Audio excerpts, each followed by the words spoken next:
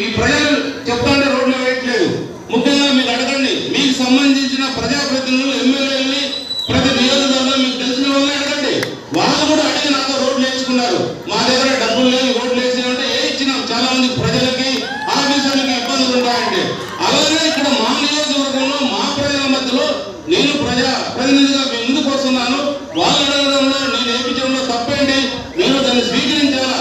అవసరమైతే మీరు కూర్చొని ఇద్దరం కూర్చొని మాట్లాడి అభివృద్ధి ఎలా చేయాలనేది ముందుకు పోవాలి తప్ప ఇలా వ్యక్తిగత విమర్శలు చేయడానికి ప్రయత్నం చేయొద్దు.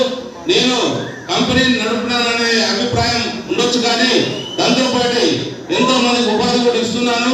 ఉపాధితో పాటు ఇప్పుడు రాబోయే కళ్యాణదుర్గం కుటుంబం అంతా కూడా నా ప్రజలు. ఆ కుటుంబంలో మీలో ఒకటిగా నేను ఇక్కడే ఉంటున్నాను. మీ ఓటర్లు కూడా నమోదు చేసుకుంటున్నాను. ఎక్కడ కూడా రంగయ్య ఓటర్గా నమోదు చేసుకున్నాను లేదో నాకు తెలియదు, కానీ నేనైతే మీ ఓటర్గా నమోదు చేసుకుంటున్నాను. ఇక్కడ ఇల్లు నిర్మించుకొని ఎప్పుడు మీలో ఒకటిగా ఉంటానని. ఇప్పటికే ఆలస్యం అయిపోయింది. సభాముఖంగా మీ అందరికీ ధన్యవాదాలు చేస్తున్నా. సైకిల్ గుర్తు కానీ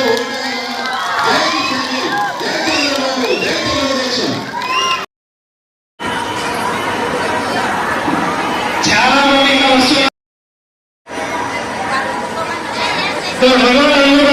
ప్లీజ్ వాళ్ళు సహకరించండి. మీరంతా కొద్దిగా పక్కకి వాళ్ళ సీట్లో చూస్తున్నారు. లోపలికి వచ్చి మీ సీట్లు మీరు కూర్చోవలసిందిగా కోరుతున్నాము.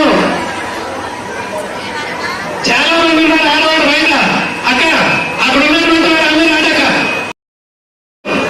లోపలికి వచ్చి మీ సీట్లు మీరు కూర్చోవలసిందిగా కోరుతున్నాము.